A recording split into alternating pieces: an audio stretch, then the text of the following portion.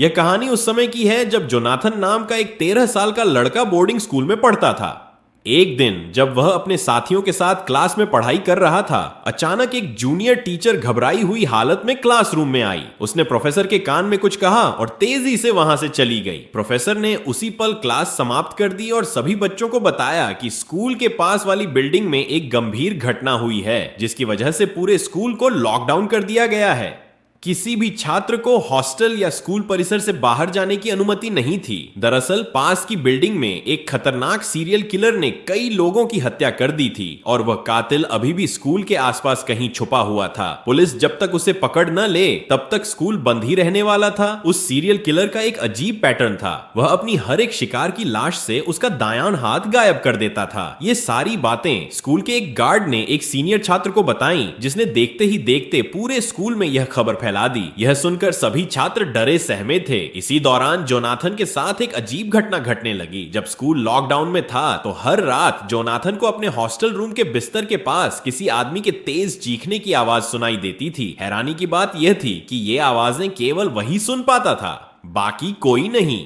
एक रात जब वह सो रहा था, उसे फिर से वही चीख सुनाई दी। इस बार उसने हिम्मत जुटाई और हॉस्टल बिल्डिंग के पीछे चला गया। वहां उसने देखा कि जमीन पर ताजा खून बिखरा हुआ है।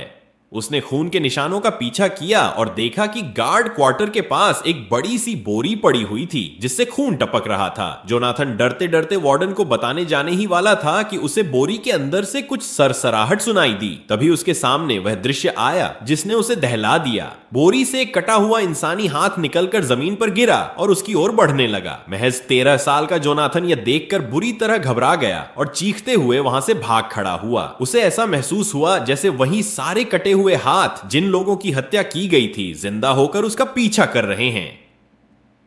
जोनाथन मदद के लिए जोर जोर से चिल्लाया। उसकी आवाज सुनकर हॉस्टल वार्डन और बाकी लोग जाग गए और भागकर आए। स्थिति देखकर स्कूल प्रिंसिपल ने तुरंत पुलिस को बुला लिया। सभी छात्रों को एक हॉल में इकट्ठा करके दरवाजा अंदर से बंद कर दिया गया।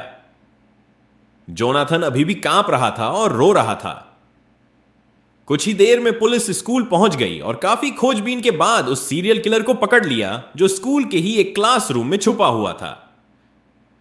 जोनाथन ने उस रात जो महसूस किया वह सच था या उसका वहम, यह तो कोई नहीं कह सकता। लेकिन यह निश्चित था कि वह बोरी सच में उन्हीं कटे हुए हाथों से भरी थी जिन लोगों की हत्या उस सीरियल किलर ने की थी। उस घटना के बाद स्कूल तो फिर से सामान्य हो गया, मगर जोनाथन को आज भी अक्सर वही डरावना सपना आता है जहां एक कटा हुआ हाथ रेंगते हुए उसके पास आता है।